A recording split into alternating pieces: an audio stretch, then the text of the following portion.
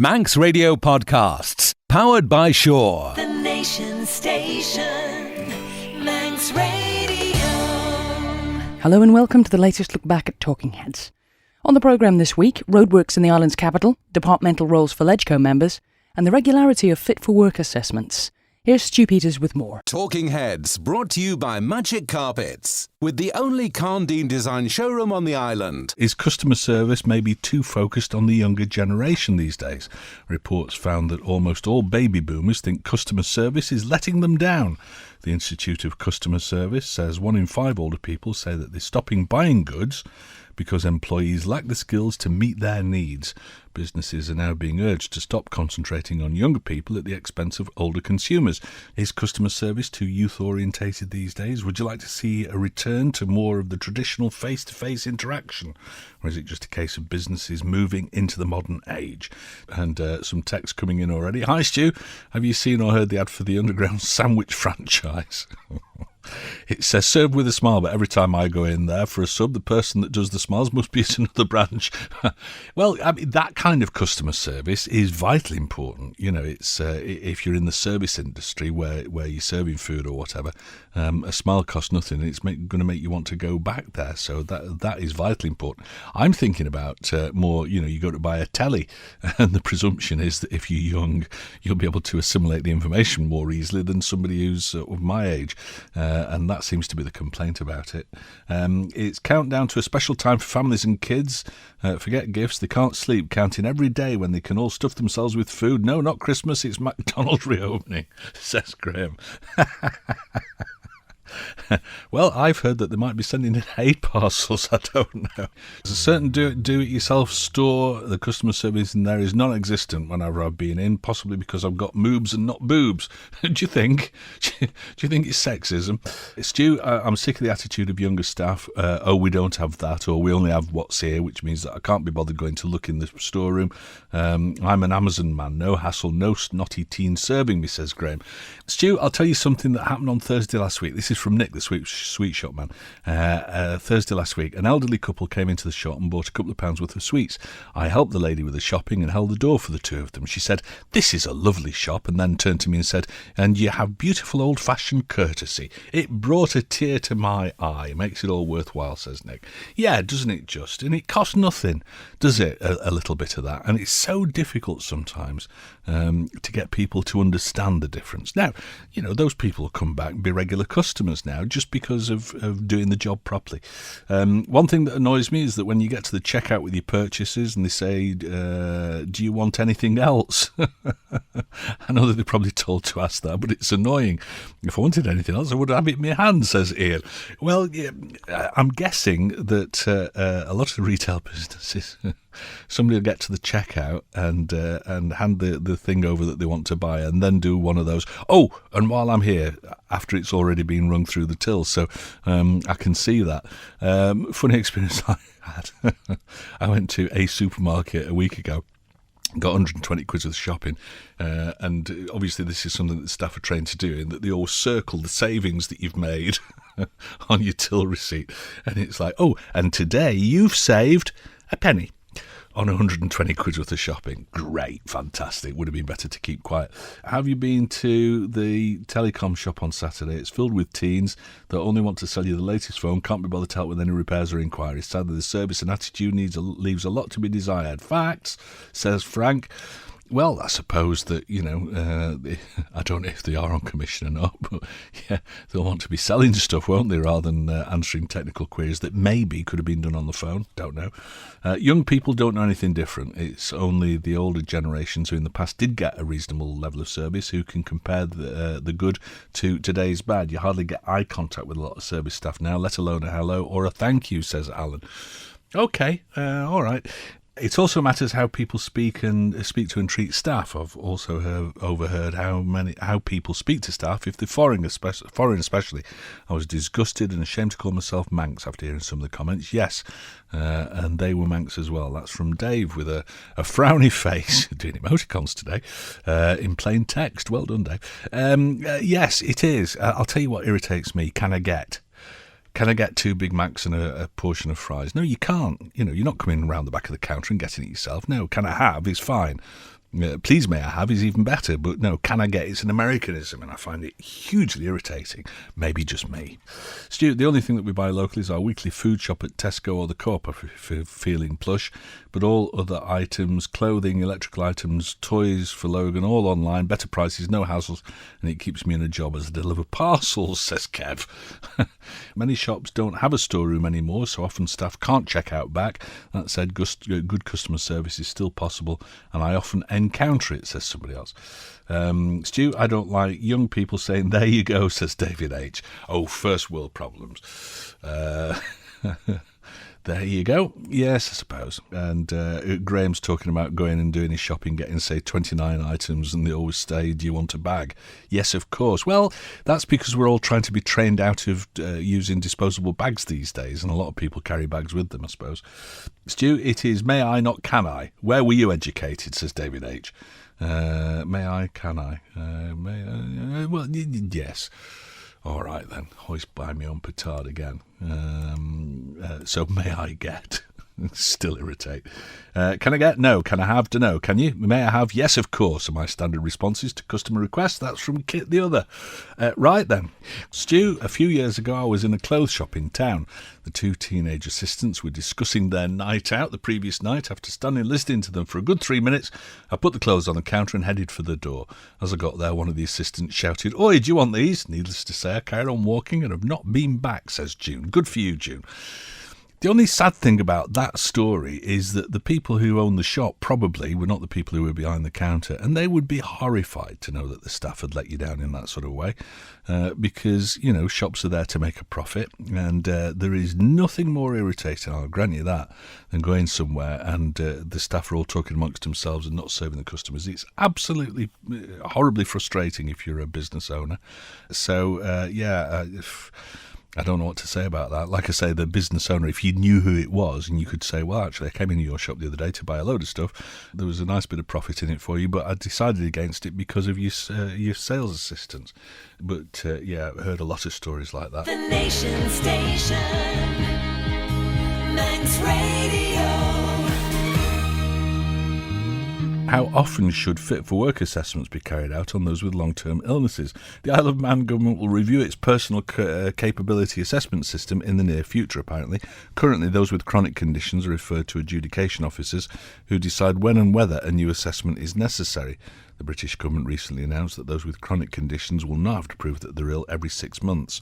Should those with chronic long-term health conditions be exempt from fit-for-work assessments, or is it important that the condition of claimants is assessed from time to time to make sure that only those who are really unable to work are receiving the benefit? And I think there's the rub there. I think a lot of people are concerned that there are people on long-term benefits, sickness benefits, who actually aren't ill at all. We often see these pictures in the national press from the UK about people out playing golf or whatever who are long-term sick.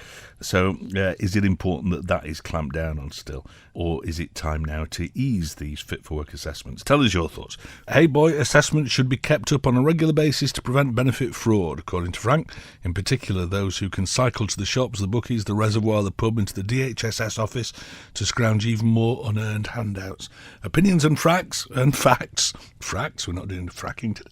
Opinions and facts from Frank. What do you think about it? I wonder how many people are taking advantage of the system. I expect that it's probably a tiny, tiny proportion who've got absolutely legitimate claims. But as with all these things, you know, a couple of bad uns spoil the job for everybody else, don't they? You would think that in a caring society we're not constantly making people jump through hoops if they're ill and unable to work. But, as Frank says, there are people who take advantage of the system and they need to be stopped. So what's the balance, and is it right that the rules are being relaxed a little bit so that people aren't constantly being tested and assessed? No disrespect, Stu, but some people who use disabled parking badges, how do they get them? Sitting outside in Regent Street, watching them walk around with 3 or 4 carrier bags. Do these people have checks, or do these badges have mysterious healing powers? I think that quite often what happens is that somebody else in the family will use the car that's got the badge in so that they can park in Regent Street. which isn't right. That's not big or clever, but I think that's what happens rather than the person that the badge was issued to, and it's illegal. And if you see it, then it's entirely up to you whether or not you report it to the cops or not, or the authorities. There are very, very few people that can't be doing some kind of work, but recompense must be relative, says John.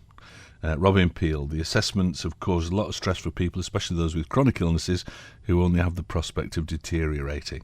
They need a different method to assess these people. When you're healthy, you don't meet that many people who aren't, but when you're ill, you do meet a lot of people who are ill. Yes, Rob, a good advocate for people with Parkinson's disease, which I know that Rob suffers from. So, yes, I suppose once you've got that sort of a diagnosis, then, is there any point in regularly testing somebody who's got one of these sort of deteriorating conditions?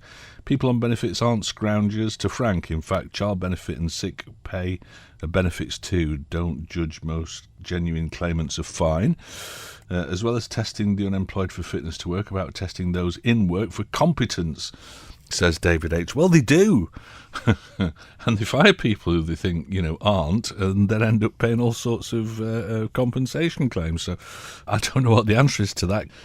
Stu, just make claimants have to provide receipts for what they want to claim on rather than just hand them cash. That way cars, drink and holidays, etc. can be questioned.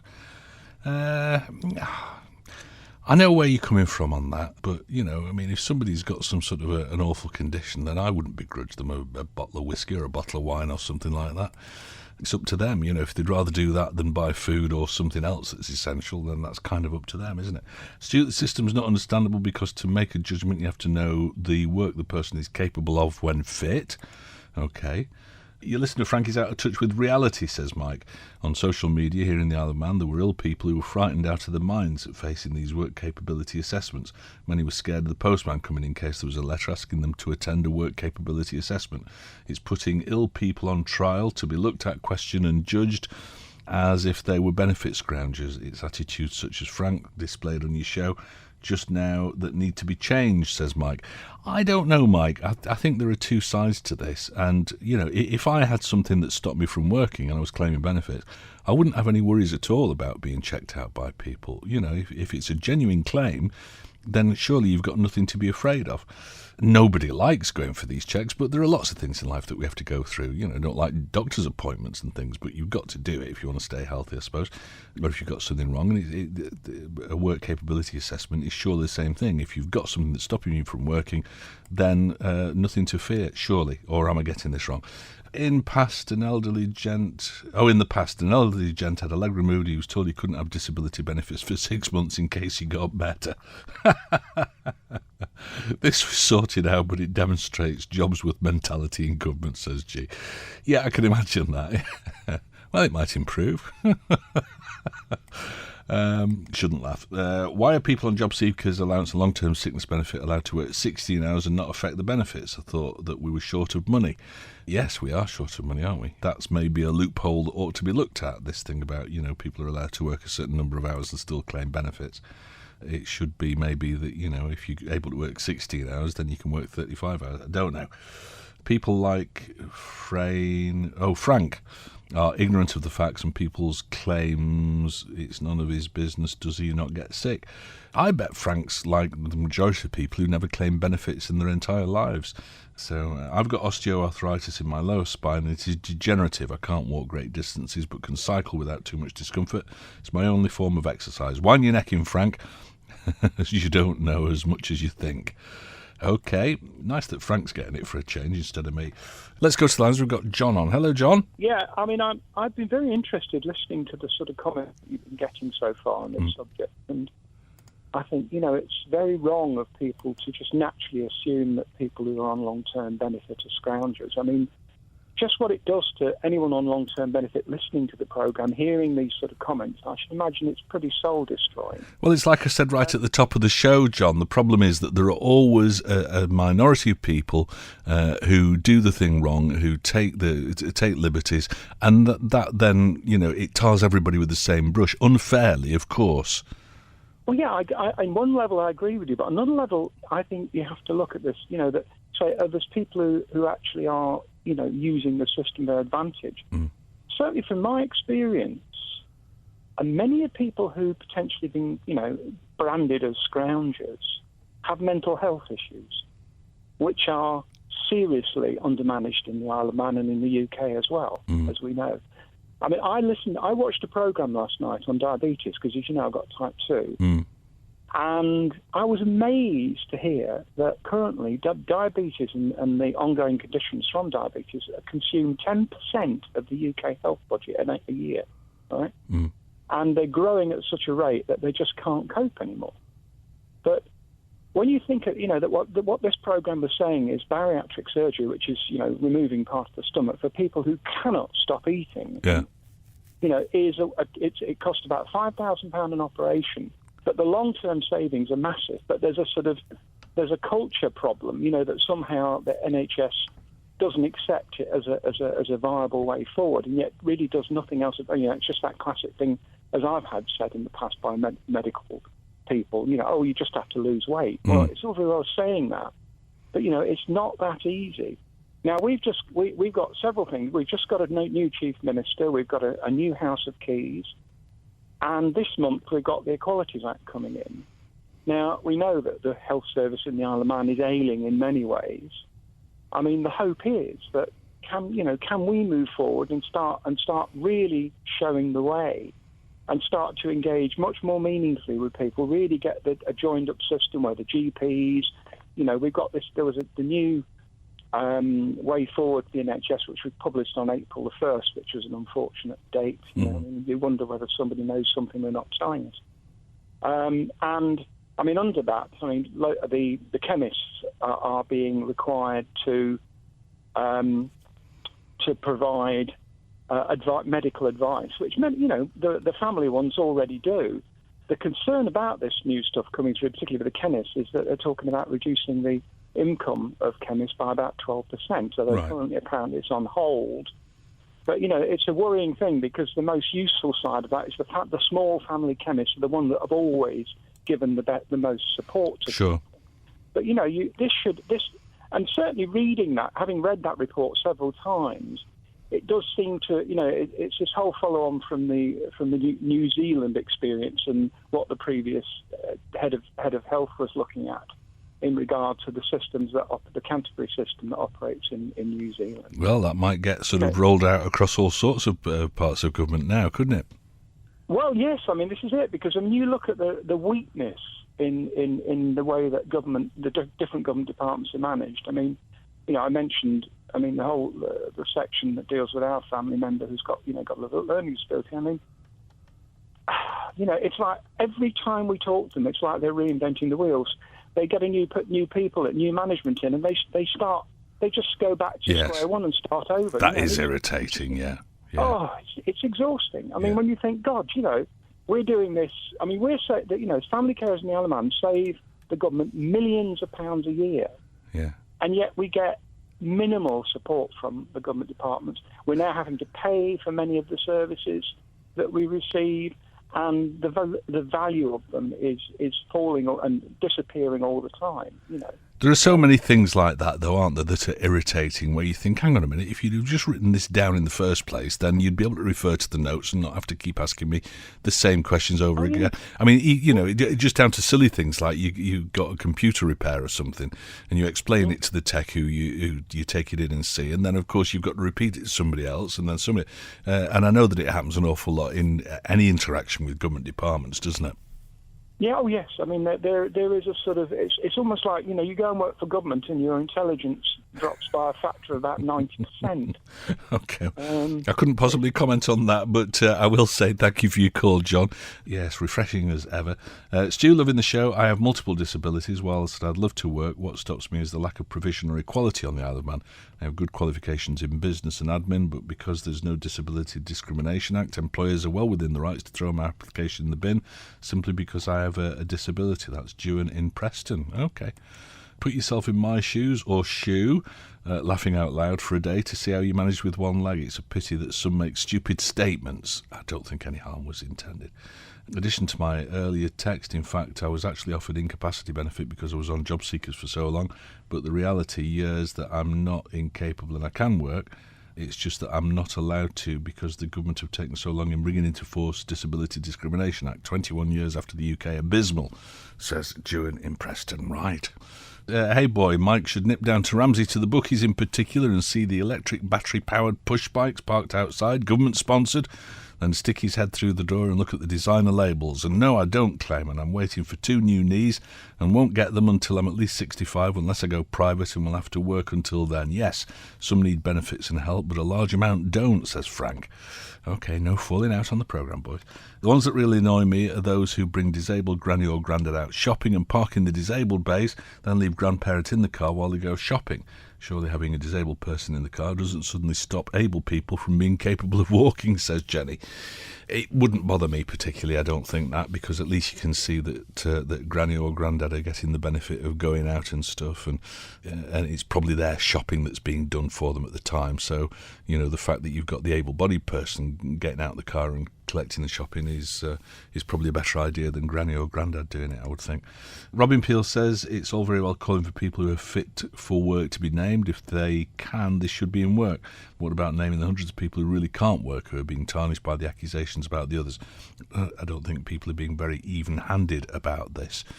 Okie dokie. And Stu, people who state that they've never claimed benefits in their life, we beg to differ. No sick pay is a benefit in kind. And what do they want, a medal? If you get sick, you get sick. It's not a badge of honour if you don't go through hardship in your life. Right then, okay. It's actually illegal to display a disabled badge and park in a disabled parking area if the person who's issued the badge is not in the vehicle, says D. That explains that then. It's actually an abuse of having the disabled badge to leave the person with the disability in the car while the able-bodied person goes to the shops. It's not allowed. It's one of the things that's outlined when you fill in the forms. Talking Heads, brought to you by Magic Carpets, with the only Carndine design showroom on the island. You're listening to the latest Talking Heads podcast featuring highlights from the programme over the past week. The Nation Station, Manx Radio. Should members of the Legislative Council be given roles as members of government departments? The island's new Chief Minister has been outlining his vision for leading the government over the next 5 years. Howard Quayle saw off rivals Alf Cannon and Kate Beecroft yesterday, ahead with 12 votes in the Keys to Mr Cannon's 9 and Mrs Beecroft's 3. He went on then to win all 9 votes in Legislative Council. Ultimately a solid victory and a clear mandate for the former Health and Social Care Minister and Middle MHK. Should MLCs be departmental members? With the number of new MHKs elected in September, is it vital that the experience of some of the members of the upper chamber is utilised? Would you like to see some of the senior MLCs even considered for ministerial positions? Or should they be excluded from departmental responsibilities altogether? First comment, the MLCs offer invaluable advice and experience, most being former House of Keys members who at one stage had the mandate of the people. I think probably 5 of the 8 are previous MHKs, aren't they? The sheep mentality of the public has, I believe, taken over common sense on this one, sadly, says Anne. Okie dokie. Stu, the Legislative Council is supposed to be there as a chamber to advise, revise and supervise. Lots of advising there. Other than that, they should play no part in government departments. These days they do such tasks as deputise for ministers and are, in effect, MHKs with the super protection of not being answerable to constituents. They're only answerable to their all-powerful paymaster, the Chief Minister. The Legislative Council has evolved into a comfy and lucrative reward for the boys' club. A lot of people feel like that. I mean, that is probably the most popular complaint about Legco. Whether it's true or not, I don't know. Albert goes on, he says, it's about time the Legco's role was properly defined and then revised. Okie dokie. Well, Howard Quayle said that, if the Lisvane report is debated and if Tynwald decides that MLC shouldn't have any say in departments, then he'll abide by that. Stu, I think that the legislative... It's one of those words that I find difficult to take or to run. I think that the Legislative Council should be solely engaged in scrutinising and advising on legislation which has been agreed by Tynwald. I also think that our MHK should follow the advice of the Lisvane report and therefore not receive extra enhancements on their salary for simply doing the job to which they've been elected. Hopefully the Chief Minister will be able to assess and deploy his new team to best suit their working background and interest level, says Neil. MLCs are nothing but a club for failed MHKs who knew they wouldn't be voted back in. It's high time we got... that's not fair. David Cretney would have got back in, wouldn't he? Certainly. I mean, he's been in for 30 years, so I don't think he went up to Legco because he thought he'd not get voted back in Douglas South or wherever. MLCs are nothing but a club for failed MHKs who knew they wouldn't be voted back in. It's high time we got rid of these hangers-on. They're just a waste of space building up pension rights, says Derek. MLCs shouldn't be in any ministerial roles. They've not been elected. In this election, the new MHKs need to make sure that they adhere to their promises from their mandates. The vote result for Chief Minister should have been held back until MLCs had voted. All 9 voted the same old school again. We hope not. It's about time the public voted MLCs in. I wonder how many would get back in, says June. Let's have a public vote on the need for MLCs. I think they know what the outcome would be, says Derek. MLCs are always saying that they needed to scrutinise legislation. It's about time that they practice what they preach and scrutinise policy, not try and set it, says Alan. Do they try and set policy? I'm not sure MLCs are necessary in Comyn in terms of experience. They've got all the experience they need in Comyn. The key experience are the 2 who sit in the meetings but don't vote, the Chief Secretary and the Legal Counsel. The MHKs think from the hip and want to put things through, but often find that they'll need to repeal legislation to do it. And that's where the advice comes from the civil servants. Together with the chief execs of departments, that's where the experience is. The power and knowledge in the upper echelons of the civil service is where the real experience is. They may get knocked a lot by people, but some have vast experience of many departments. MLC should have no say in policy or make any decisions that affect us and cut their pay, says somebody else.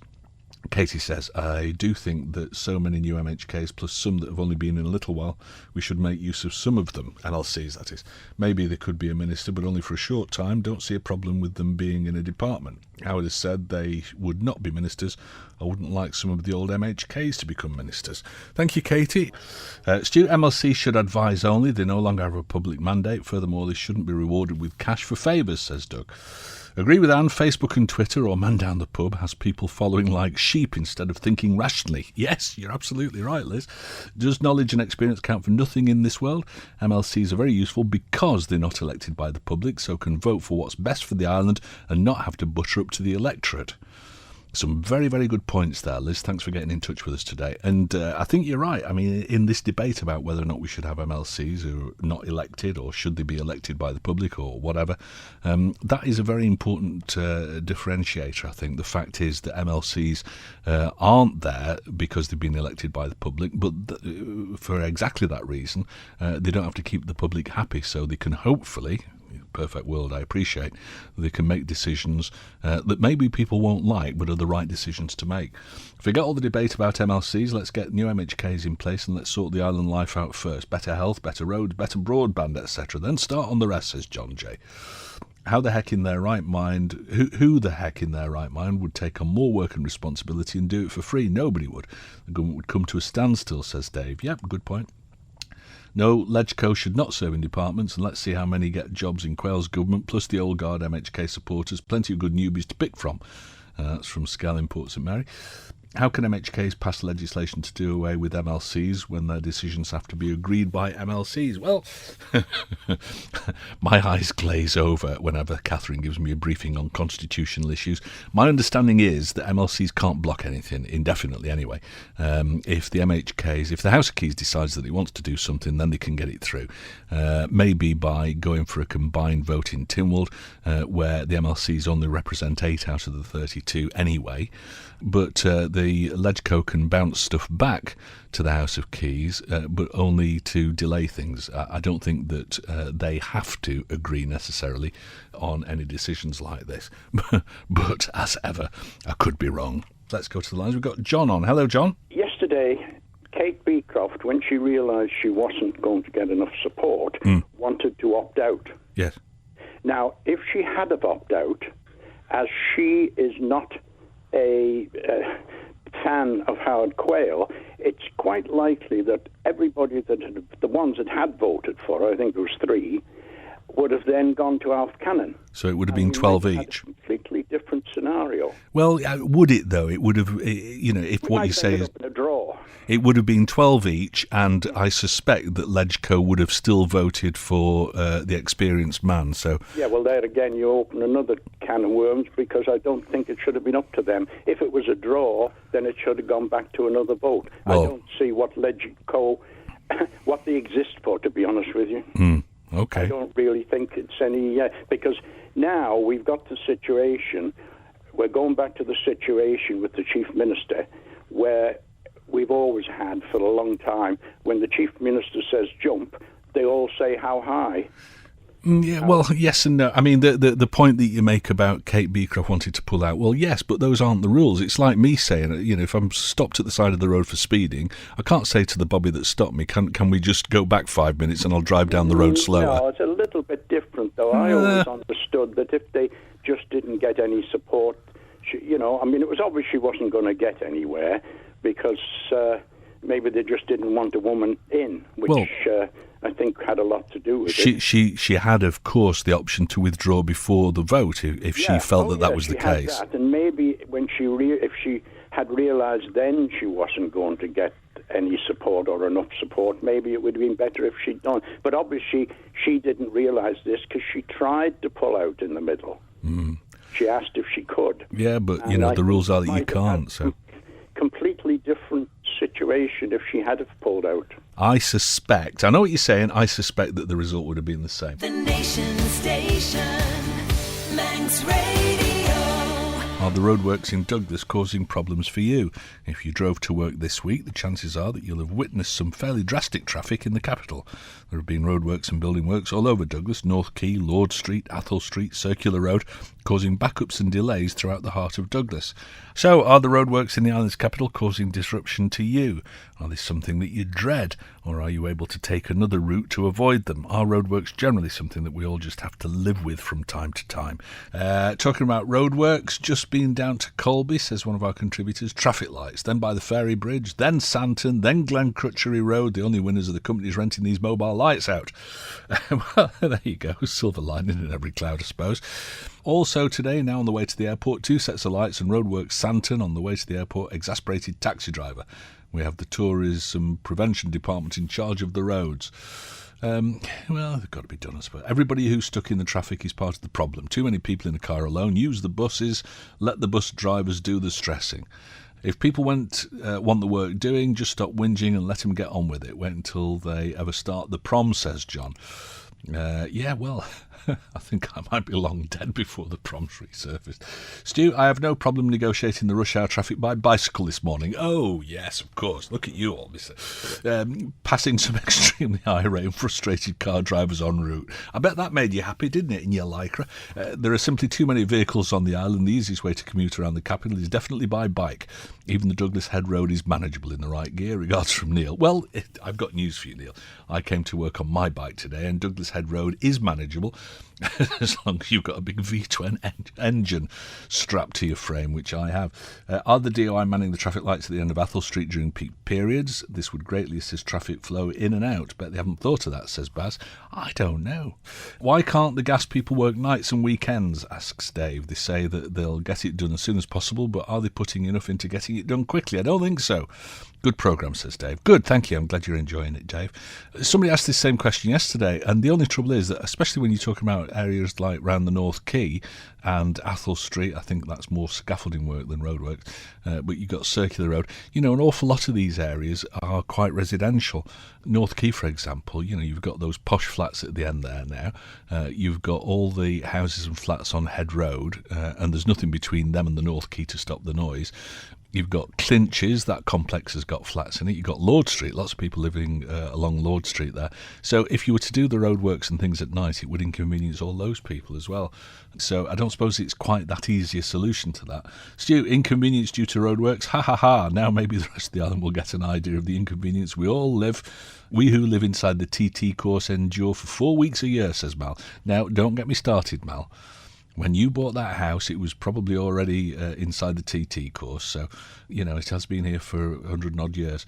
Still, there are already rules about reinstatement of roads. The contractor is obliged to repair to as new. It's just not enforced very much. No, clearly. In Parade Street, why have they closed the road leading to the bridge? There's plenty of room to go past the works. They have big fences up between the road and the pavement. They've dug up. Seems like health and safety gone mad again. This is Brian in Douglas. When the road's being done, the people moan. When they're not, the people moan. They're never happy. Well, that's our right to never be happy. We should ban large, fast cars for a start. That may help, says Anne. Oh, right, Anne. OK, so I'm guessing that you drive a small, slow car. So it's all right for you, but banning large, fast cars.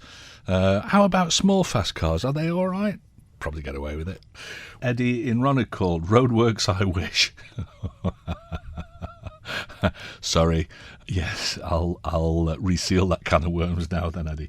Utilities dig up roads, do the job, make good the road, then another one comes along and digs it up again. There's no communication between the utilities, says another contributor. The DOI give us perfectly good road surfaces, says Liz. Then utilities or contractors dig them up. I think the DOI should map them, and these companies then own their patches and are responsible for their upkeep. Yeah, the only problem with that is that it would end up with extra charges on your gas and electric and water bills and things like that, I suppose. Wrong, Stuart, says Colin. What? After your poo-poo yesterday about the traffic, somebody else has commented. Well, yeah, but I just poo-pooed it on the basis that you can't really work at night in a residential area. That was all I said, and I'll stand by that. The parade roundabout was dug up a couple of months ago, now dug up again, planned by the Bandit Gas Company, says Colin. Not quite sure.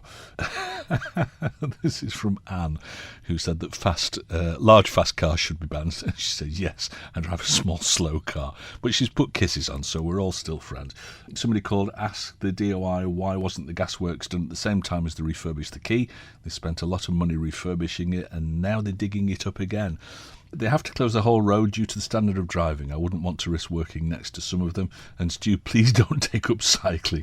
The image of you in lycra is not a nice one, says Paul. No, it's too sweaty for me, cycling, and I don't like to glow. Do you really want to have people and cars with the sources of ignition right next to gas pipe repairs? Says somebody else. That's a valid point.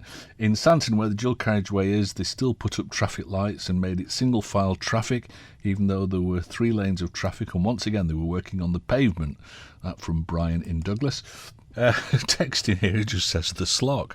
Well, yes, it's a lovely road surface there, isn't it? I don't know quite what point you're trying to make. Stuart, the gas board must have known the gas pipe on North Quay needed replacing 7 years ago when the quay was totally redeveloped. They should be fined for the disruption, but then again, they'd increase the cost of gas to cover the fine. Incompetency strikes again, says Pete. How about some old-fashioned courtesy and manners? From what I've seen, everybody wants to be somewhere yesterday. Why do people go on to roundabouts knowing that the exit's blocked, thus preventing traffic moving from the right, allowing cars to cross the roundabouts to a clear section of road, says Howard. It's just bad manners, Howard. Isn't it incredible that the DOI is still managing to cause chaos without Phil Gorn, says Bill. No, it's not his fault. He was just the minister in charge. And anyway, the Slock's a lovely road. Hey boy, what's ruining the roads is these billionaire coffee shop owners, part-time DJ, blues fanatics doing 200 miles an hour in their Fleetwood Bugatti Veyrons. Facts. Thanks, Frank. I missed you. The Nation Station, Manx Radio. Should Legislative Council members be excluded from holding political positions in government? It's something that's been debated a lot recently, including on this programme this week. But at the October sitting of Tynwald, a newly elected MHK will make a formal bid to get support for the move. Ramsey MHK Laurie Hooper will ask his political colleagues to support the motion, which says that Tynwald is of the opinion that members of the Legislative Council should not ordinarily be eligible for appointment as ministers, members of departments or as members of statutory boards. So what do you think? Should MLCs be excluded from all political roles in government, or would that be going just too far? Would excluding members of the upper chamber from the Council of Ministers be enough, or would you support a move towards excluding them altogether? First comment comes in from Terence. He says, Mr. Hooper, MHK, sounds like a spokesman for Mr. Karen, ex-MHK. Sounds much like it, says Terry. Do you think? Populist and Lib Van possibly playing politics before Comyn selection. So much more urgent business to be done. Would have been better linked to the Liz Vane report, which will be debated in November. It's a waste of time. Playing politics, that's the whole point of this. Welcome to politics again, and that's exactly what they're all there to do, is to play politics. It's a fairly Machiavellian game at best, I would have suggested. Robin Peel called. He said, I think it would be dangerous to remove all MLCs. When we voted, a lot of people voted for a sea change, but we didn't get it. I don't know. 12 new members. It can be quite dangerous if one body in the Keys is making all the decisions without an effective opposition. I think they should leave MLCs as members of departments and bodies, but I do think some of their voting powers in Tynwald should be taken away. If it was down to the people, Quayle wouldn't be Chief Minister, it would be in Cannon or Beecroft. I've spoken to a number of people, and the general feeling is that we've got the same old routine again as it was under Bell. What a joke. I'm sure the MHKs would love to have the workload tripled. It's just grandstanding from Lib Vans, not 2 minutes in, and he thinks he can change everything. Another 5 years of government bashing. Same old, says Dave. Stu, listening to James with Mr. Hooper. 9 Legco on payroll. What do you do with them? You get rid of them, that's what you do. This was one of the reasons Mr. Cannon didn't get the Chief Minister's position. They knew that if he was appointed, their days would be numbered. Never thought I'd agree with a Lib Van member, but have to on this one, says Ray. OK.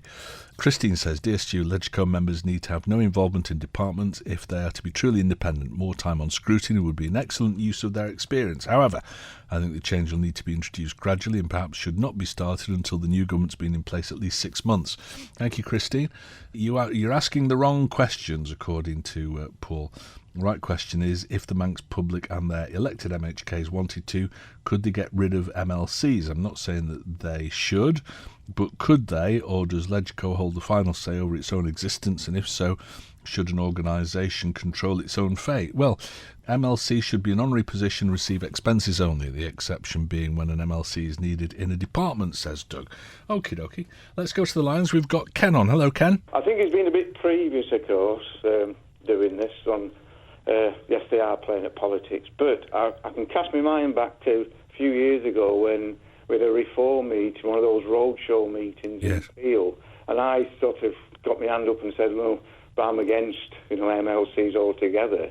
And apart from another only about 2 people in the room, which was packed, supported the idea. Everybody else was swayed by the people on the on the table about experience, and so that was me shot down in flames. So I don't think, unless things have changed recently, which maybe they have done, but, people, it's not the general feeling to get rid of MLCs altogether. I think that a lot of organisations have the equivalent of elders, don't they? And I think that, MLCs are seen as the equivalent of political elders, people who've been around the block a few times. They've got lots and lots of experience. Now, the only time that fails is if you've got younger people as MLCs who've not, served a political term or whatever. But is that a bad thing? On one side, I wonder whether or not, and I think this was Sylvia's idea a while ago, that all MLCs should have served at least one full term as an MHK, so they do have some sort of mandate from the public. But then on the other side of that, you sometimes think that some of the people who stood recently who didn't get in, lawyers for example, they'd probably be really useful as MLCs. So I don't quite know what the best answer is to this. Well, there should be a revising chamber. Yeah. Basically, they should say to the keys, hold on, are you sure you've got this right? Yes. Because we think, initially, yes, there should be departmental members, but then when any changes come along under Lord Liz Vane, perhaps, but there might be 1 or 2 that need to be, because basically it's a simple case of maths. Right. Because, there's some people, if they get rid of altogether, they're going to have to be 2 or 3 MHKs on, they've got to have different departments. Well, isn't that what Laurie Hooper said, that there are 9 departments and 24 MHKs, so there are plenty of MHKs that can serve on departments. Do you really need the 8 MLCs to be able to do it as well? Well,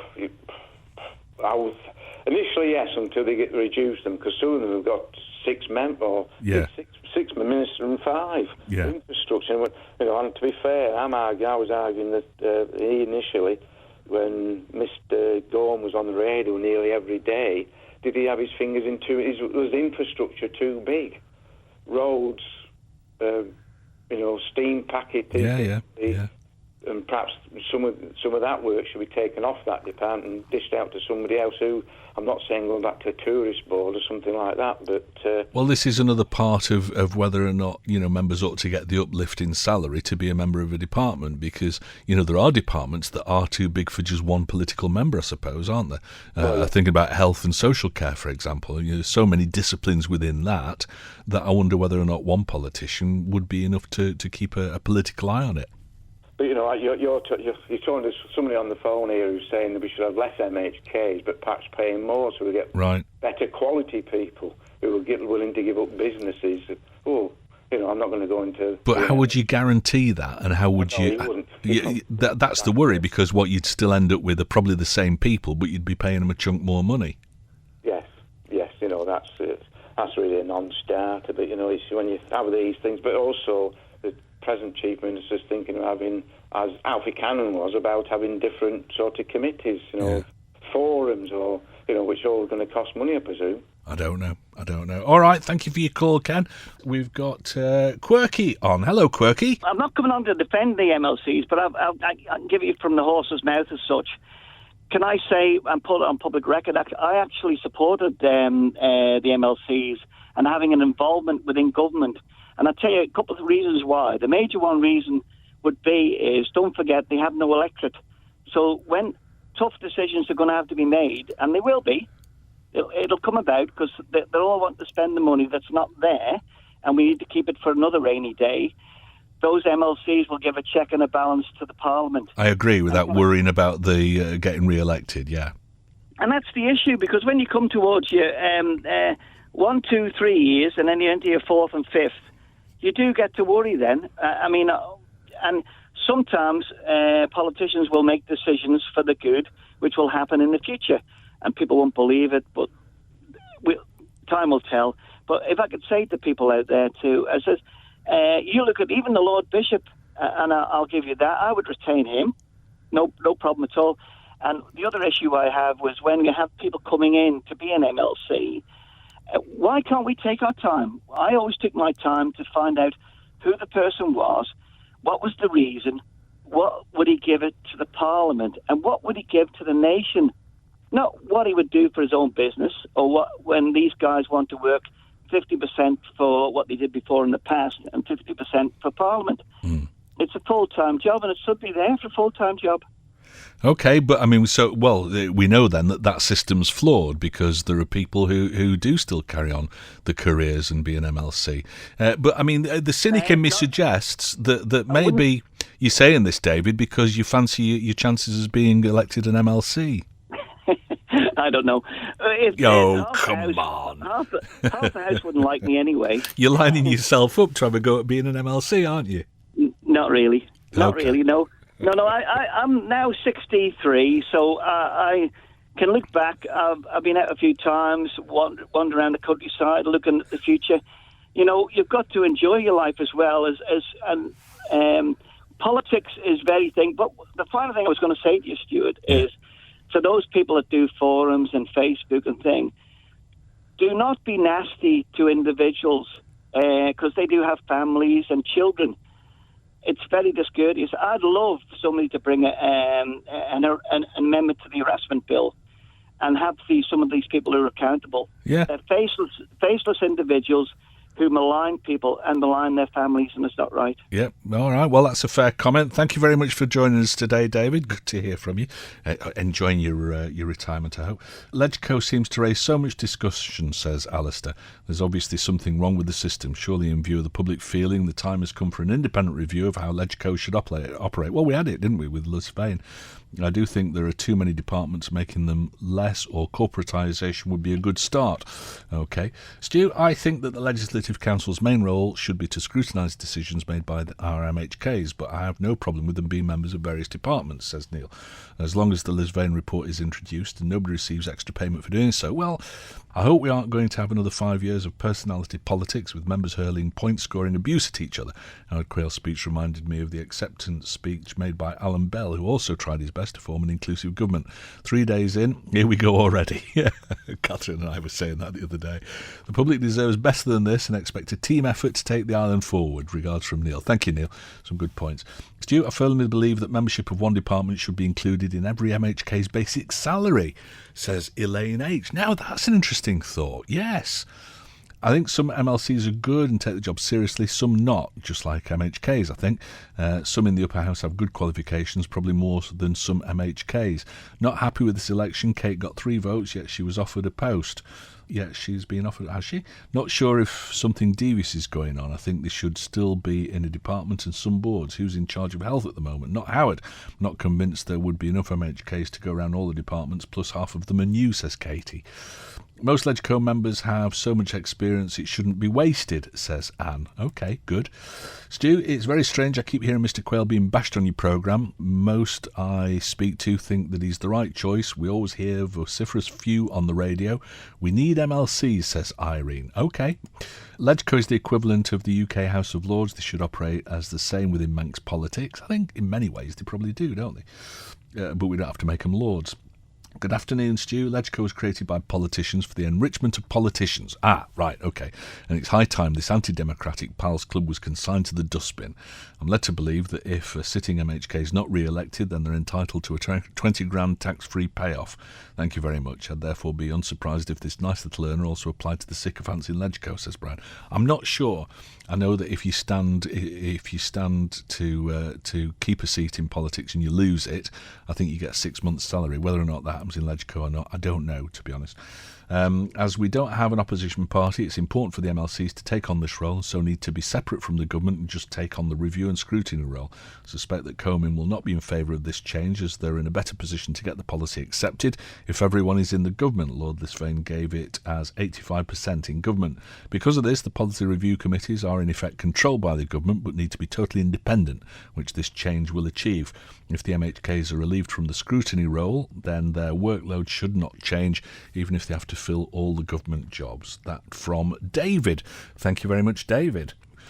Patrick called. I don't know what on earth these people are going on about. I've never heard so much garbage in all my life. I've lived here since 1962. I see no reason to reform the system at all. I've got no problem with MLCs holding roles, any roles at all. Tynwald has two branches, LegCo and the House of Keys, and they're both as important as each other. There's more experience in the LegCo at the moment than there is in the House of Keys. People elect the MHKs elect the MLCs. The idea that it's not democratic is rubbish. It is democracy. And as far as Mr. Thomas, who spat his dummy this week, I think he should resign from his seat if that's all he's capable of. We need people who can go outside the Isle of Man and promote our interests. We need people who can focus on short-term and long-term priorities. Strong words. The lawyers who didn't get into the MLC Boys Club could have soon found most of them out for what they are, an outdated form of government put in for favours, laced with election dodgers. Exception may be Cretney, just an extension of the Chief Minister's power base. When do they ever go against government, says Skellin Port St Mary. I think they go against government quite a lot. I mean, that's the whole idea, to scrutinise and revise stuff. So, I mean, you would hope that that was some sort of a cooperative venture rather than something being necessarily against government, but no, I think that they are at odds at times. Talking Heads, brought to you by Magic Carpets, with the only Carndine design showroom on the island. That's it for the latest look back at Talking Heads. Our thanks as ever to everyone who contributed to the programme this week. If you'd like to get involved in the discussion yourself, you can call, text or email between midday and 2 p.m. on weekdays, or you can share your thoughts at any time on the Facebook page. That's Talking Heads with Stu Peters. You can listen back to each day's programme in full using the on-demand section of manxradio.com. And the website is also where you'll find an update of what's being discussed on the programme each day. You can also keep up to date with that information by liking the Facebook page or following Stu Manx on Twitter. And if there's anything you think we should be discussing on the programme, why not suggest it to us by emailing talk@manxradio.com. But that's it for now, so until next time, goodbye. Don't sit in the slow lane. Join the fast lane right now with Shaw's all-new Superfast Plus broadband.